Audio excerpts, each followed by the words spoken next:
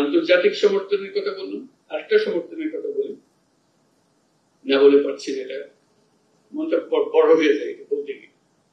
এইসব সমর্থনের কথা বলি, জাতিসংঘের সমর্থন। এখন যে খেলা চলতেছে এটা খেলা জিতলো, ঠিক মতো জিতলো সন্দেহ লাগে, বুঝলে কিছু একটা কলকাঠি নাড়ি করেছে। এই কলকাঠি নাড়ার বিষয়টা আমাদের মনের মধ্যে খেতে গেছে। কলকাঠি ছাড়া যে একটা নিয়মে চলতে পারে দেশ, এটা আমি ভুলে গেছি। আন্তর্জাতিক সমর্থনের কথা বললাম, আরেকটা সমর্থনের কথা বলি, না বলে পারছি না, এটা মনটা বড় হয়ে যায় এটা বলতে গিয়ে। এইসব সমর্থনের কথা বলি, জাতিসংঘের সমর্থন, rights high commissioner for human rights, তাদের একটি রচনা, তাদের একটি প্রতিবেদন সারা পৃথিবী প্রতিনিধি। এখন কারো বয়ান আর কেউ শুনবে না, বুঝেই পাই না। আর কত সমর্থন চাই আমরা? একদম অক্ষরে অক্ষরে বলে দিয়েছে কোথায় কাকে মারছে, কিভাবে মারছে। এর থেকে বের হওয়ার তো কার কোনো উপায় নেই।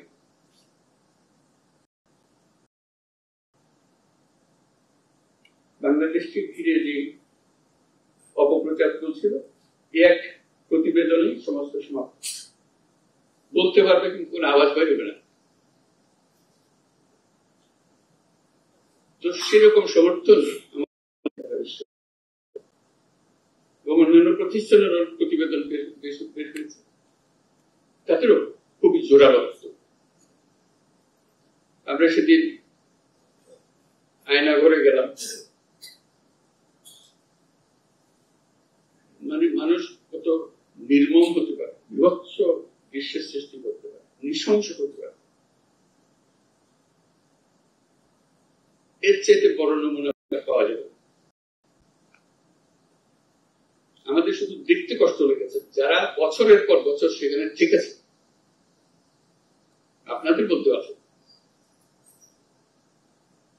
তাদের কথা চিন্তা, তাদের প্রতিটি বর্ণনা, তাদের প্রতিটি অভিজ্ঞতা এই গুম কমিশনের রিপোর্টের মধ্যে সব তুলে ধরা হয়েছে। পত্রিকা প্রকাশিত হওয়ার পরে দেশের ভেতরে এবং আন্তর্জাতিকভাবে মানুষ প্রথম বুঝতে পারলো আমরা কিসের কথা বলছি।